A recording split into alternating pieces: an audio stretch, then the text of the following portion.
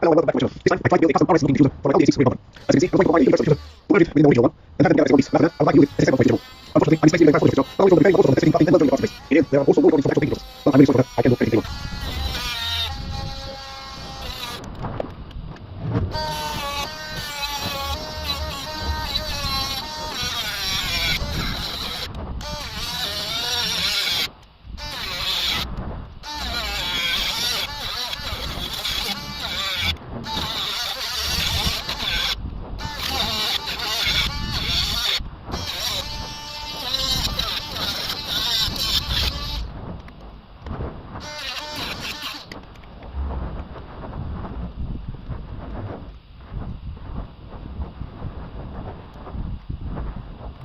After I tested the diffuser with the button, I noticed that the reach need to release more of the downface part of the diffuser, as it tries too much in the Following up, I will have to give out a second stop diffuser for this project. This is why I will start my new button with it. Next time, I will make sure to get everything recorded for you. Thank you for watching, and be blessed.